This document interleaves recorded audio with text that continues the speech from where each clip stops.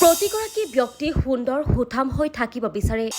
সুন্দৰ হৈ থাকিবলৈ বহুতে অপ্ৰাণ চেষ্টা কৰে।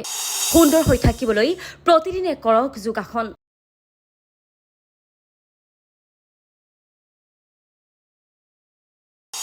যোগাসনে আপোনাক চিৰতৰুণ কৰি ৰাখিব। জানো আহক যোগাসনৰ কিছু ভাগ।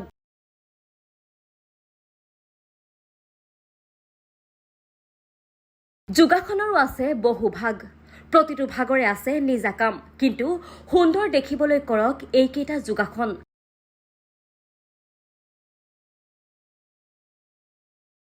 প্ৰথমেই সিংহাসন।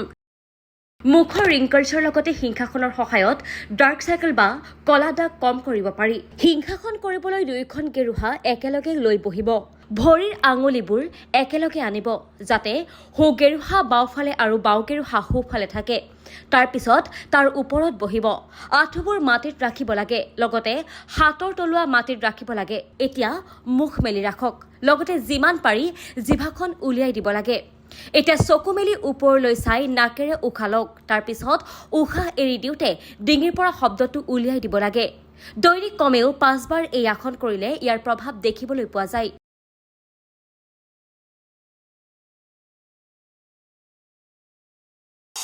দ্বিতীয়তে সৰ্বাংগসন।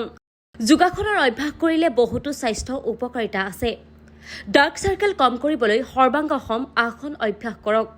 প্ৰথমে পিঠিত শুই লওক, তাৰ পিছত ভৰি, নিতম্ব আৰু তাৰ পিছত কঁকাল ওপৰলৈ তুলিব লাগে। এই কামটো লাহে লাহে কৰি থাকোঁতে সকলো ওজন কান্ধত ল'ব লাগে।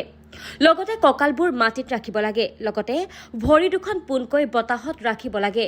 ভৰি দুখন পোন কৰি আঙুলিবোৰ নাকৰ ৰেখাত ৰাখিব লাগে। দীঘলীয়াকৈ উশাহ লোৱাৰ পাছত প্ৰায় 30 ছেকেণ্ডমান এই অৱস্থাত থাকিব লাগে।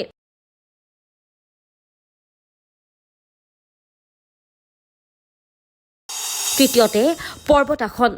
পৰ্বতাসন কৰিবলৈ প্ৰথমে বজ্ৰাসন আসনত বহিব লাগিব। তাৰ পিছত লাহে লাহে দুয়োখন হাত আৰু ভৰি মাটিত ৰাখিব আৰু কঁকাল ওপৰলৈ তুলি থাকোঁতে শৰীৰৰ লগতে ত্ৰিভুজৰ আকৃতি বনাব লাগিব। এই ভংগীমাত শৰীৰৰ আকৃতি পাহাৰৰ দৰে হ'ব লাগিব। লগতে গভীৰ উশাহ লোৱাৰ অভ্যাস কৰক।